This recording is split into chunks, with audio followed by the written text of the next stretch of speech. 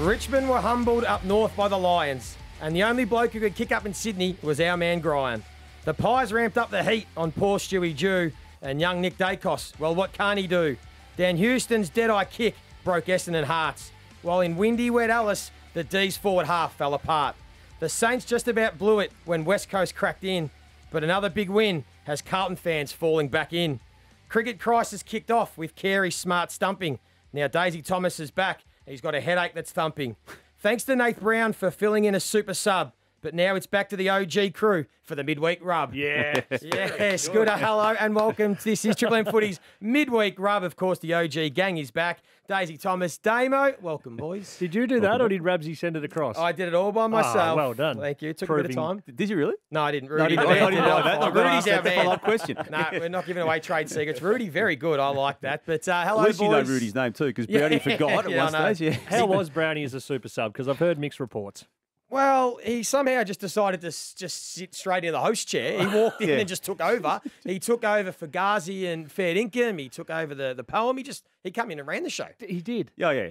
He's got a few issues, Browny. I'm not at liberty to explain them right now. We're working on something for Friday night, Right. but it's not going to be good for Nathan. Right. I can just sort of So forecast he's that aspect walked of it. in Got him back. as the Yep. sub, Yep. flipped the coin, chose which way, gave the pre-game speech, and then led from the front. Did it Pretty all. much. Wow. Yeah. He did tried to slaughter lead. it. Yeah, he did slaughter it at times. But anyway, it was nice to have Nathan Brown filling, but nice to have you back. Thank you. Daisy, after your couple of weeks over in the UK. You just have to tell our Midweek Rub listeners a little bit about Royal Ascot and about Lords. Royal Ascot was awesome. Got in trouble a lot for taking my top hat off. You have to wear that at all times when in the major building. So it was 30-odd degrees and bloody hot in the three-piece suit. So got in a bit of trouble for that. Ran into the king. You and authority were never good anyway, were you? They weren't. No. And it's amazing when you get told not to do something, how much you want to do it. Like you keep your hat on. Ran into the king, which was good fun. Played some golf in Scotland.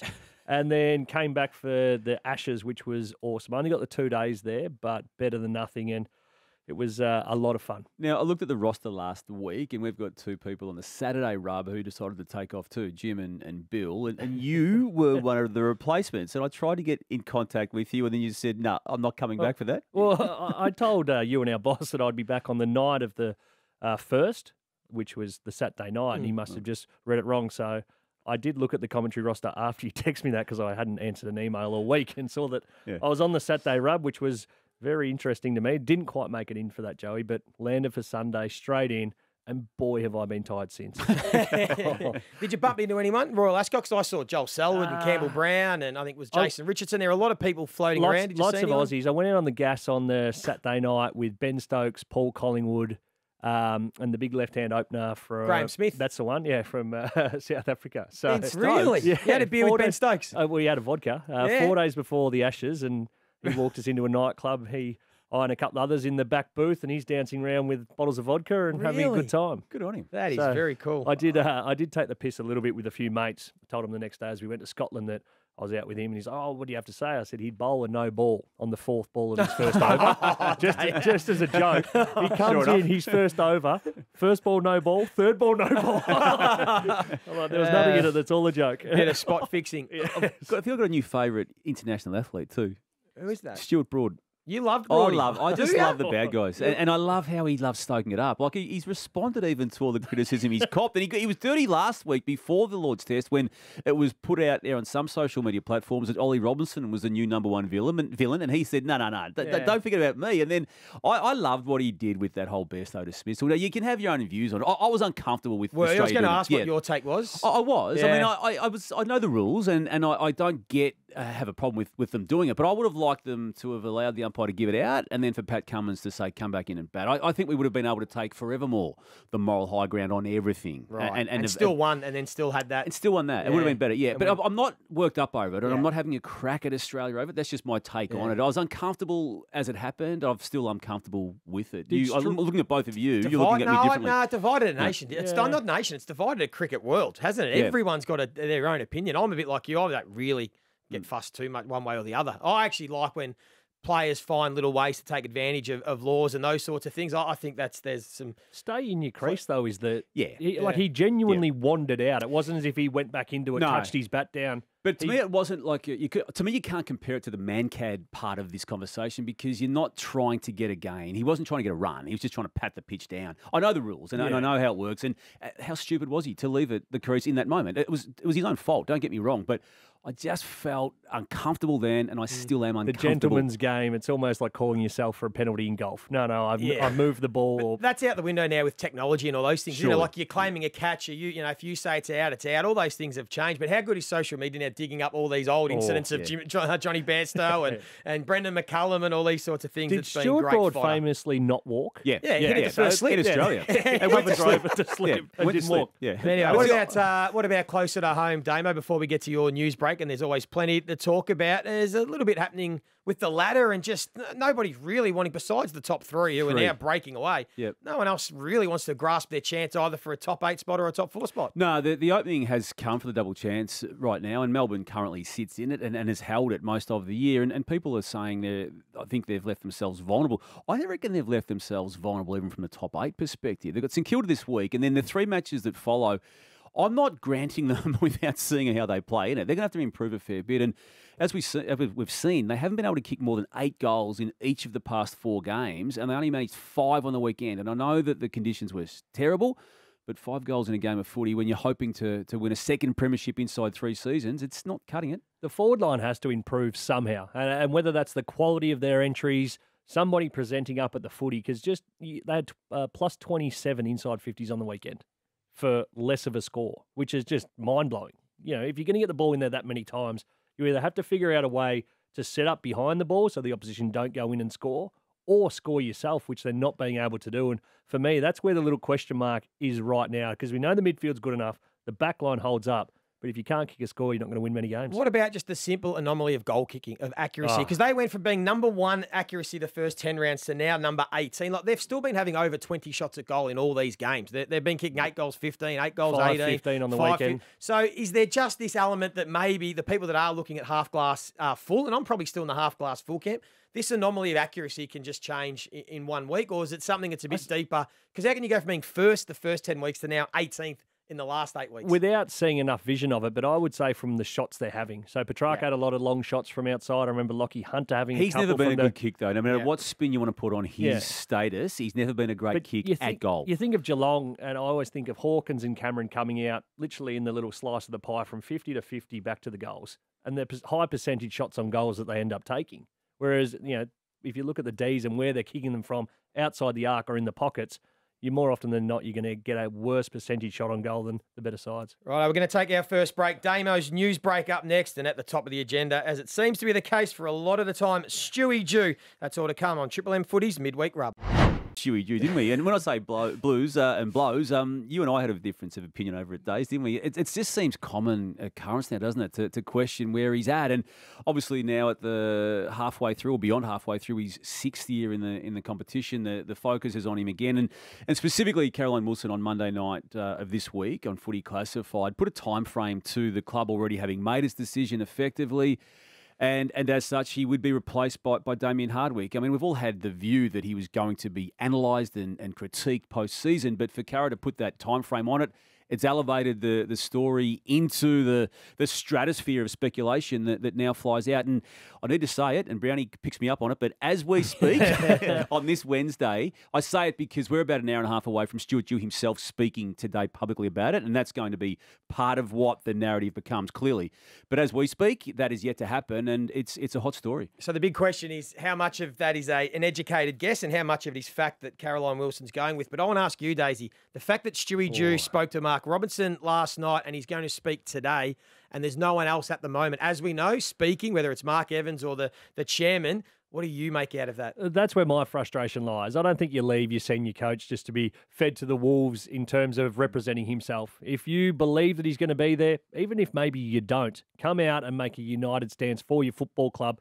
Back him and continue to say, look, he's contracted for a year, which is factual. Come out and say, we're not going to make a decision. We know that footy clubs can change their mind and do a backflip if they are speaking to somebody else, if they do think that this isn't going to be an ongoing proposition. But I hate the fact that they've just left him out there, hung him out there to dry, and he has to defend himself. Damo, I'm wondering whether if the club are just starting to have some thoughts about Stewie Dew, and we'll take it that potentially they are, do you think that, because they decided to back him in last year, and that's fine, and good on them. It was about this time. About this time. Yeah. But then do you think seeing what Ross Lyon has done with St Kilda and what Brad Scott has done with Essendon, now Clarko hasn't had the chance really to do with what the Kangaroos, do you think maybe there's an element of, right, we backed him in, we haven't seen enough improvement, we've looked at these other coaches with experience and the elevation they've been able to get out of their groups, we can't let maybe Damien Hardwick slip out of our grasp as well. Do you think that could be a consideration for the club? Yeah, and I think you then layer that with the actual ownership structure of the club, and we know as fact that the AFL owns it and GWS entities, and there's clearly opinions being forced upon a lot of people at the footy club. I know that the conversation around the performances of particularly Gold Coast more than GWS when the presidents get together. Now, I'm not saying it's every single time when they have their regular gatherings throughout the course of a year, but it is often a dominant theme in some meetings about future expectations and prognostications on finances and how it looks and the lack of success that has been at play here since 2011 when they came in. You throw all that in the mix, Joey. You get to this stage of round 17 about to enter in 2023. Stuart Dew's sixth year at the footy club, and all of it's on the table. Yeah, I agree. And the contract he's got for next year, I always felt it was going to be how we went this year was going to be determined. But again, just to back over, Caro placing the time frame of a month from now, almost as a given, is the change in the narrative over the scrutiny and critiquing of Stuart Dew. And the bigger picture, you think, is in play. The crowds that are going, the membership and all that is something that the AFL, as well as the club, need to consider? The whole bigger picture of the Gold Coast. Yeah, and the competitive landscape that obviously is the Gold Coast itself, but AFL in Southeast Queensland and AFL is in non-AFL heartland areas, which it still is. It's all part of it. They've invested hundreds of millions of dollars in it. It's probably not the most pressing part of it right now, given the list looks okay. And I think that's all part of the conversation too. Now, what about the fear of God has gone into the rest of the competition with the Pies absolutely flying, and they just welcome back Jordan De Goey into the side this week, Daisy, and then they've got Steele Sidebottom to come back. Dan McStay's got to work his way back. It's pretty ominous. How do you see Jordan De Goey fitting into this midfield now that Nick Dacos is the big dog in the centre square? I love the fact that it's not going to be super reliant on him. I think in years past, that has been a little bit of we need Geordie to fire if we are going to be really competitive or have a point of difference in this game. I think now the fact that they've got so much depth throughout that is, as you say, an ominous and scary proposition for opposition sides. The Pies are in the A1 spot now to continue to go not just into finals, top four, to win the premiership this season. When you look at it, what they've got to come, what they've got in their twos at the moment, they are absolutely primed. If Geordie De Goey can come back and find the form, if not better, what he did in the first half of the season, fresh when everyone else is sore, look out to the competition. It was an all-Australian season he was putting together, wasn't it, before the suspension? And it may still be. Still should be. It may still be. Yep. Do you think what we've seen now, the last 2 weeks of Nick Dacos getting a lot more time in the midfield, he's even adding tackles to his repertoire now. I think it was 7 2 weeks ago, 10 on the weekend just gone. There's now nothing officially he can't do. Do we look at De Goey as a forward more than a midfielder upon his return, at least to see and a point of difference, which you always refer to about the teams needing if they are to hit the high ends of September? Not for me. I think they can coexist in the same midfield. They play a little bit different. Like Jordan De Goey plays through the corridor. He's that guy that's the handball receive or come back into the corridor and blast through. And that's his lane, where Dacos basically has a license just to run wherever the ball is. Tom Mitchell will be the in and under man at the clearance. And then I think it works beautifully. Pendlebury and Chris play that defensive mid-roll a bit more. They sort of give a bit of cover. So just load up the midfield. Just load it right I up. don't think you mess with it too much. I You're think maybe De Goey can spend a little bit more time at half forward, or Nick Dacos can spend a little bit more time at half forward coming up. That just creates another headache. But I think they can coexist. Again, the options to move the magnets. Start Geordie in there with Nick if it's not working. Put one of them forward. The options are now seemingly endless for the Pies. And scary for all opponents. Buddy Franklin, we've celebrated him so many times. The 1,000th career goal last year, the 350th game this year. The struggles that he's had this year have been part of his and his club, Sydney Swans, storyline in 2023. But he gets to have what is most likely now to be a farewell game at the MCG on Thursday night against Richmond. I say that because of the fixturing. Have a look at it. There's no more MCG games for the Swans this year. And at this stage, they're not making finals. So a big moment for him and the club. It is. I would love for Sydney to almost force Buddy to make the announcement. I know Bud wants to before tomorrow night? Yeah, I think really? From now on in, just so that we can actually really celebrate. And I know Buddy doesn't want that, but I want the club to almost say, Buddy, It's bigger than you. Like, this is for the fans and everyone else to celebrate what is one not of his style, though, is it? It's not his style. But that's why I Lose want the modesty, and just let say, us celebrate you for what we want to, not so much what you want. And I to. think it's fair. Like Lenny Hayes, it was in a similar boat. Like Lenny didn't want any fanfare, but the club said, "No, Lenny, this is more than about you. This is everyone else celebrating what you've contributed to the footy club." Buddy's at a different level. It's what he celebrated and brought to the whole game. I would love to see it, just so that we can officially make these games, last time MCG. Yeah. Because I want as many fans to get around him. For me, one of the greatest of all time. So if he hasn't done it by the Wednesday of this Thursday, he's probably not going to do it. He's probably not going to do it, is he? So exactly right. It'd have to be a Sydney-only farewell from that perspective of the farewell of it. Yeah. That's the difference in bloke. So I went to Carlton and said, right, how can we make this all about me? I got chaired off from 2 trainings, Tuesday, Thursday. I chaired off from my last game at the MCG and then got chaired to a limousine out of GMHBA. That's right. And I didn't even get the chance. I did my hammy 7 weeks before I thought I was going to play my Maybe last I game. need to call Buddy and give him some tips. Yeah, that's it. So, no, it's going to be a special occasion and it's going to be a pretty good... Well, we haven't had many great Thursday or Friday night games, have we, recently? So hopefully we get a good game at the MCG between the Tigers and the Swans. Lastly, Damo, on a bit more of a sour note, what about down the bottom of the ladder? The teams North Melbourne and Hawthorn. It's a drain, isn't it? And obviously West Coast, who we've just got as a given in that negative space with still only the 1 win of the year. But North Melbourne's progress, I just wanted to throw it out there today and then move it into Hawthorn. But specifically North Melbourne, at least initially, haven't won since round 2. And when it's all said and done, and the kids look good, and Sheaswell's had a really good year, Wardlaw looks really good, Curtis looks good, you've got reasonably good leadership with Simpkin and LDU. Yeah. But when it's all said and done, has there been any significant enough improvement from this club? Because I don't feel there has been, and the losses just continue to mount. The losses continue. The way they're losing is improving. In terms of it's not blown away. The last couple of weeks may be the exception to the rule, but before that it was 10 games with an average margin of 18 points. There's 3 goals. If you can figure out a way to turn that around, and I know that's very half glass full, but, you always take us glass half full, and I for the admire most that part, about you. But in terms of Clarko's had half a pre-season with them, in terms of what he wanted to get out of them, how he wants them to structure up. Obviously, he's stepped away. Give them another pre-season under his guidance and playing the way they want to play.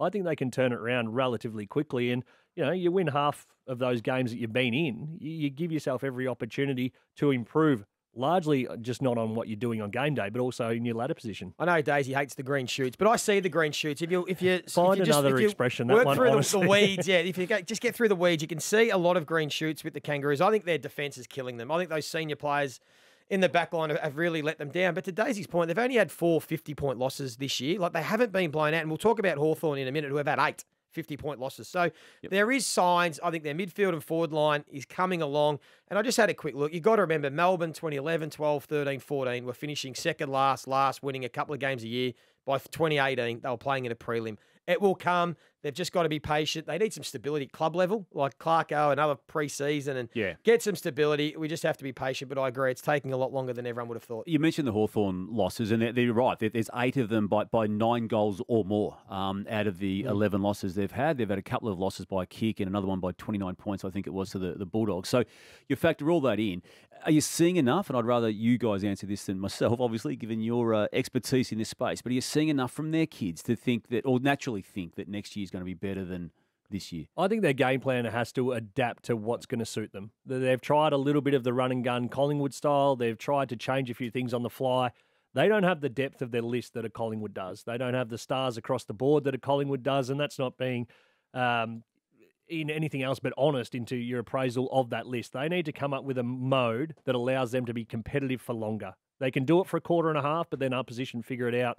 They get them in the arm wrestle and then they just kick away too easily. They need to figure out a way that they can sustain it for the best part of 3 3.25 quarters and not let opposition have run-ons where they can absolutely blow you out of the park in a 10, 15-minute period. Yeah, I've been on record as saying it's at least a 5-year rebuild, up towards 7 years was what I said. For that reason, because we've seen it with other teams, it doesn't just happen overnight. And I look at Hawthorn's list, and besides Mitch Lewis, I think they've got no key forwards, no key defenders, and no rucks. I mean, Lloyd Meek and Ned Reeves are both 25. Well, Sicily, obviously. But Sicily's 29 in January. Yeah. He's 29 in January, so he's holding them up. Yeah. And Will Day through the middle has been impressive. He's but been impressive. again, They've got their midfield. They've got a bit through the midfield, but the bookends and like, there's still a long way to go is my point. I mean, again, talk about the Kangaroos being patient. I think that they'll get there, but it's a lot later for me than people want to think a 3-year rebuild. I mean, Mitchell's into year 2 of his rebuild. It's still another 3 years away for me, so they just got to continue to get more players and improve their gameplay. Trust you're enjoying Triple M Footy's Midweek Rub, of course, exclusive on the Listener app. It's now time. Rudy, this is your segment. Now on the Midweek Rub, it's... Or... Yeah, Fugazi, it's a wazi, it's a woozy, it's a... This is Fair Dinkum or Fugazi, where we ask, or I ask you guys questions and you let me know if they're Fair Dinkum or if they're a Fugazi or Fugazi, as Browny explained there. Joey, I'll kick off with you. Jye Amiss should be in the conversation for the Rising Star. Well, that's fair dinkum. He should be in the conversation. I don't necessarily have him as the front runner right at this moment. I think a few weeks ago, I still think Sheasel and Ashcroft are having amazing years. So they're still my top two. And Mitch Owens and Amiss, it's probably hard to judge key forwards because they don't have the big stats and the big numbers, but it's much more difficult at their age for the roles they're having. So I will say the conversation, fair dinkum, but not the winner for me just yet. I can't take all the credit for his improvement, but I did train with him over the pre-season, Damo, down in Dunsborough. You did? So Did you? I did. I haven't heard this one. No, that was it.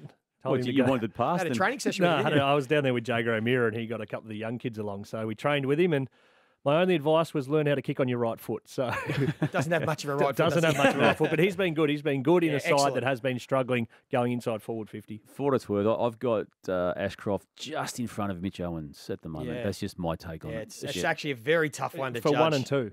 For 1 and 2, That's yeah. So she's Sheasel 3. Yeah. Oh, right. I just think with, It's with what hard. Owens is doing as a Yeah. I know he's had the 7 games on his name before the year Yeah. started, but he's eligible, so he's in the conversation as an equal. I feel what he's done sometimes at both ends of the ground and in key moments with kicking goals and taking marks. That's something that the others aren't. Yeah. And Amiss is on track to kick 45 goals. I think Yeah. only Jack Darling and Jeremy Cameron have done that in their second years in the last sort of 10 or 12 years. Not many players do Jesse that at all. Hogan, I Jesse think, Hogan. when the year he won Yeah. it, which he was a sort of a slightly aged player, wasn't he, when Yeah. he came in? But he kicked 40 Yeah. or 39 or thereabouts, yeah. Daisy, Yes. we need to start taking GWS seriously as a finals threat. Fugazi. I'd like to see them put a dominant win against good opposition on the board. They fell in against Melbourne and all the stats and key indicators should have gone to Melbourne winning that game. So on the run home, if they can get a decent enough scalp, who have they got this weekend? They got the Hawks this weekend. That's just a must win for them. And get a better win on the way home, then I think we can say that's fair dinkum. But right now, I say Fugazi. They're going to beat the Hawks at Giant Stadium this week, so they could be potentially equal on points or still half a game outside the 8. I think you have to take them seriously. Yeah. Damo, Dan Houston's winner against Essendon the other night was amazing, but it can't be goal of the year. No, that's Fugazi. I don't know why and how you could argue it couldn't be. I don't think we a more important goal kicked in a game of footy this year than that one, to at least to this point of it. There was as much pressure on that moment as anyone else this year. I'm with Daisy on this one. I tend to disagree about the pressure. I reckon more pressure would be 30 metres out straight in front. One He was year- outside 50 with a free hit to try and win the game. But It was his an amazing kick. execution of That was the perfect. moment, Yeah. even before the kick. I mean, the seizing of that of that time frame to then go back and do it. I understand what you're saying. Yeah. Don't get me wrong, but it's still pretty hard to kick a ball straight. I mean, we talked about Melbourne kicking 5 goals, 18. I mean, people can't kick from 15 metres out. This guy did with a wet ball from 54. I wouldn't be taking points away from him because of that. Not taking points away. No, I I'm just don't taking give points off. It was a free hit. Yeah. If he had gassed it out of Well, was bounds on the Jamie full- Elliott's a free hit last Yeah, year? of course it was. Yeah. To the point that But it's... these guys are good kicks. Jamie Elliott's a good kick. But that's the Dan thing. Houston's a good kick. He is a good kick. And so's Dan Houston. Yeah, but that's in his repertoire. He should be kicking more often than those goals than not. Yes, you have to embrace the moment. Will Ashcroft's is no one else can replicate that. Anyway, Yeah. I was asked a Not the question. same That's for person. Fugazi. It should be. Joey, Jamarra Ugelhagen is the Bulldogs' #1 key forward. Yeah, that's fair dinkum. Yeah, he's taken over Aaron Norton as the #1 man. He's targeted the most. He's having the most shots at goal. He marks the ball inside 50 more.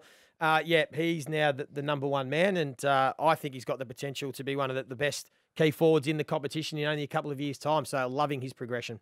Fair dinkum from me. I've been buying this kid for every bit of a year now, I reckon it'd be. And then he came out last year and had that big game not too long after that. Yeah, we did a It's game, didn't we? A Melbourne, night isn't game, it? I reckon, Yeah, where yeah. he It's was. Melbourne? Yeah, Melbourne. Yeah. He just Kicked a handful. So I love everything he's doing. And I love the fact now, not only is his confidence growing, but his teammates' confidence in targeting with the ball rather than going straight to Norton.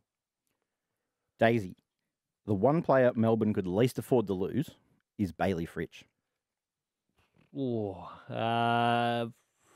I'll go Fugazi just because I think if they lost a Petrarca, somebody of that ilk again. They've already lost Oliver, of course, but it is a serious one to lose because he's the difference down there in terms of providing a hit up at the target. I think Jakey Malcolm will get his opportunity in the coming weeks, and I like that because he's someone who demands the footy, and I think that's where they're falling down. But I think there'd be others who are more important to the D's. The potential out of this is, and it's a bad loss, but could they now get creative and actually find a different mix that works? I mean, that's maybe the silver lining out of this, but we'll find out. Damo, flag contenders should do everything they can to not sell home games interstate.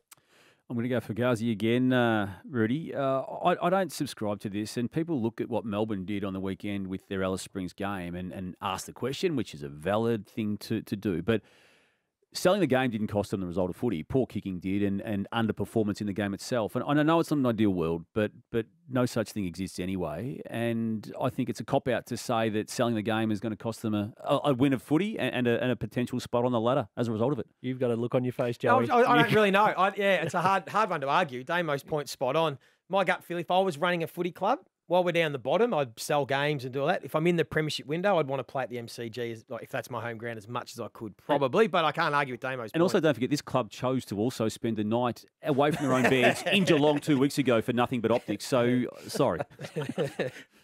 Joey, the Sydney versus Geelong draw should put the idea of extra time to bed because no one wanted 10 more minutes of that. Only if it was a golden point, not a golden goal, because a goal might not have been kicked, but certainly, a point would have been. I'm open to it. I'm a progressive. I'm open to extra time in home and away games. Daisy, Essendon will be very nervous if they need to beat Collingwood in round 24 to make finals and lead by 3 goals at three-quarter time. That's fair dinkum. I think you could extend that out to 7 goals at three-quarter time. The black and white tsunami that is coming and does come every time in that last quarter. If you're an Essendon fan and you're reliant on that, a bit like the Blues were last year, the footsteps come and you start to shriek in your seat. I could understand why. Wouldn't Pies fans love that? To knock out Carlton last year and then to knock off the Bombers from playing finals this year. And it's every chance of being a reality. Absolutely. Damo, I'm going to play you some audio before I ask this question. Probably 6 weeks ago, Charlie Curnow and Jeremy Cameron were probably locks in that forward half of the ground, but just a little bit 50-50 at the moment whether they make the All-Australian side. If Curnow wins the Coleman, he has to be a lock, surely. Yeah, but he's not at the moment. Tex is winning the Coleman. You've been away for a while. Check the stats, Daisy. What did you find out over there? I found out that Texas 4 clear on the top of the Coleman. However, Charlie is a big chance this afternoon to fill his boots and level up. Damo, when you take a holiday in footy season, you should probably at least check the AFL app. Just occasionally. That's absolutely fair dinkum. I'm going to be worried about what Days says for a few weeks because he'll take him a while to put his feet back under the desk again. But, just catch up, Days. No need. When you go on a holiday, it is a non-working holiday. You switch right off and you come back and you rely on people around you to inform you, which is what happened. Well, Caro came back blazing from her holiday. Well, I'll start shooting from the hip then. Who are your key forward All-Australians right now? It is actually a tricky one. I take the view that the Coleman medal winner has to get in because it's at least one way of removing some part of the argument. But outside of that, I think Danaher. I think Tex Walker at full forward and Danaher in the centre forward post, as in for the body of work. Now, I know Cameron had a blinding 8 weeks to start the year, didn't he? Jeremy, I'm talking about. Yep. And Curnow didn't do a lot wrong, and he hasn't done a lot wrong full stop, but he's just faded away in the last, say, 6 to 7. So they can still all come again, though, can't they? Yeah, of course. There's a lot of runway left. There's 8 matches left, so there's a conversation still to be finished. I'd love to see Tex win the Coleman and be the All-Australian full forward, just for what it's worth. Little side note. Daisy? Yes. I'm going to play you some audio this time. And I know there's another reason Tom Browne loves Taylor Swift. It's because Taylor Swift has a fleet of jets. She's a devotee of very good jets and quite complicated ones. Like she's got the Falcon 900, which is a 3-engine French jet. And she's got the personalised tailplate N89TS. TS obviously representing Taylor Swift. Firstly, and she's had. How do you know this? I've always followed her jets. She's got magnificent jets. I've heard that. Daisy? It's fair enough for Tom Browne to just admit that he likes Taylor Swift's music. That's borderline. That's blown me away. If you're Taylor Swift, you'd be ringing every legal counsel you've got and you'd be taking out an ABO for when you come to Australia. 150 metres is as close as you're allowed to get, Tom. The fact that he knows about her jets and the types of them and even their tail numbers, that is bizarre. That's Tom. That's Tom. It's Tom. Finally, Joey, there's never been a better example of the art of goal umpiring than Simon Plumridge adjudicating Dan Houston's shot after the siren on Saturday night. He's got plenty of attention, and rightly so. That was courage. It was concentration. He did everything right. He even called it a goal. I'm not sure how he saw that it crossed the goal line, but he backed his judgment in. He stood his ground, and well done to him. If you want to look at that just time and time again, you can see something different each time. And the one that really makes me laugh is Sam Durham basically uses him as a launching pad to try and get to it, even though it's already across the line. That's fearless, though. There's players that wouldn't be that brave under He there. held his ground as best he could, This has been Triple M Footy's Midweek Rub exclusive on the Listener app. We'll whip through these game predictions because Daisy, school holidays, you've got Tilly out there and she's telling you she's hungry. She wants something to eat. I'm hungry. I need food. Where are you going going to to go for lunch? It's a good question. Maybe Nobu? Take her somewhere. Hey, we'll get into the games in a minute, but as we like to do, we like to recap last week's certainties. Rudy, how did Damo and I go last week? This is my certainty, Port Adelaide. I'm not convinced about the Bombers yet. Their work without the ball is leaving a lot to be desired. I don't know how they're going to get the ball back off Port Adelaide when they start with the ball. So I think Port are my certainty. Prove me wrong, though. The Bombers, they were better than I thought. They could have folded in that last quarter, and they found a way to get back in it. So full credit to the game Essendon. should have been put to bed at quarter time. 2-7. Dominated the first 20 minutes. I'm going to jump in earlier and make Fremantle my certainty for the round to beat the Bulldogs, even though they are Certainty the of the round. outsiders and certainty. Freo, the outsiders, Damo's certainty of the round. Hold that to me. Yep. 5 minutes into the last quarter, I was sitting pretty. And then 28 minutes later, not.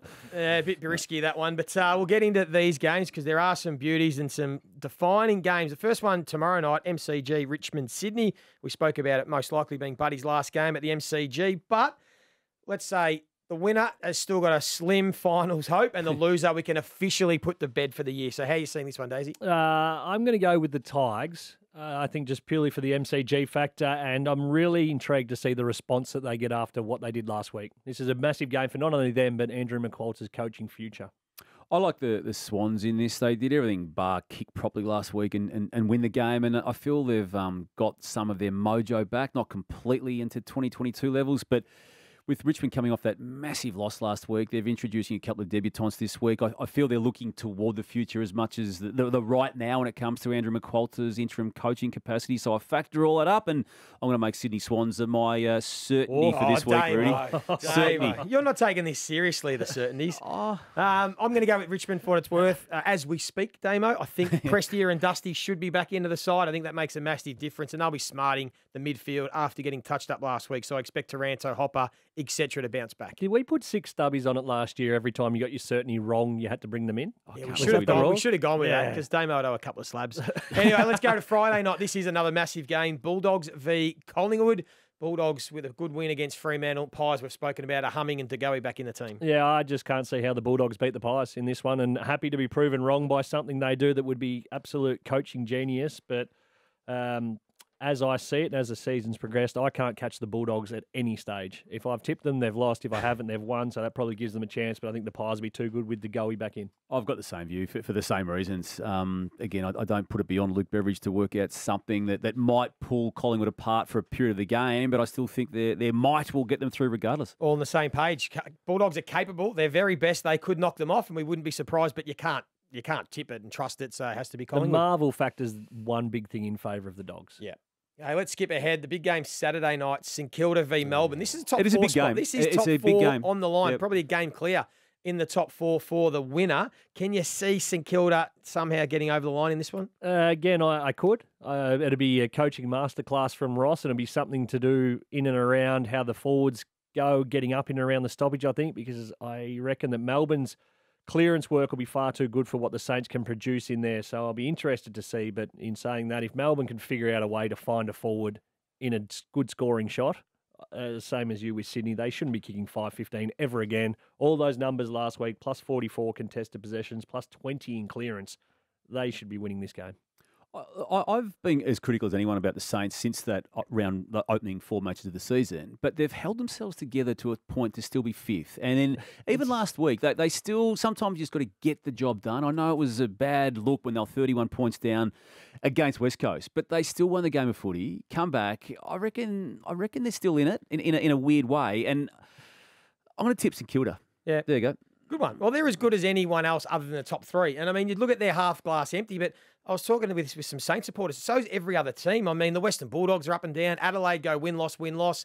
Essendon have dropped their last couple. Of the teams outside the 8 aren't happy with how they're playing. Like, no one's really happy with how they're playing except for these top 3 teams at the moment. So they're going as well as anyone else other than them. But Melbourne, I've still got faith in Melbourne. I think that some accuracy, touch up a little bit of their forward craft, and I still think that they've got the defence and the midfield to win it. So tough ask for St Kilda. As it is for the Bombers, at home, but playing the Adelaide Crows, who we know have got the firepower. They showed they could play in Melbourne, Daisy, with that tough loss against Collingwood. Can they beat the Bombers? Yeah, no, I'm making them my certainty for the week. Outsiders in this one, I think this is a game where we'll probably take them seriously if they win. So they come out and put a 6-goal margin on the Bombers after they had a tough loss on the weekend. That being the Bombers, I think Adelaide can win this one comfortably. I like the Crows too in this one. I value the 2 losses they've had to Collingwood, one at home, one at the MCG 2 weeks ago, as being the full franking of their capabilities, that they could have won both games, should have won both games if you want to mount that argument as well. And I reckon we're going to get a statement made from them in round 17 that don't rule them out, as weird as it may sound a couple of weeks ago, for a top 4 as well. Adelaide are different to all the other teams in that they've beaten Brisbane, they've beaten Port Adelaide, and they've run Collingwood within a kick both times. They're the only team that have got close to these top sides. Everyone else has got nowhere near them. So you're right about that.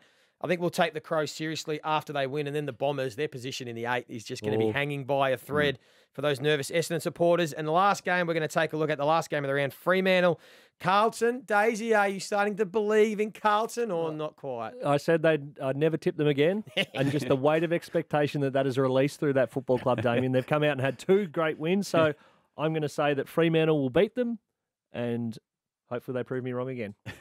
I'm back on the Blues bandwagon. You're an easy one. No, I did thankfully, against the Gold Coast when they finally cracked that losing sequence. I can't trust Fremantle as much as I can't trust Carlton this year. So I for that reason, I'm going to go with what I set out to do at the start of the year and think that Carlton was going to make the 8. So, keep that alive. Fair enough. I'm going to tip Fremantle as my certainty. I can trust them more at home. I can trust them at home, not so much on the road. I think they'll get the job done in that game on Sunday night. Hey, been another great show of Midweek Rub. Of course, you can catch every game across round 17 on Triple M, starting with tomorrow night's blockbuster clash between Richmond and Sydney, live from the MCG with BT. Daisy, you're doing Thursday night footy. Kate McCarthy, Luke Darcy, and Ethan Meldrum. Until then, enjoy your weekend of footy.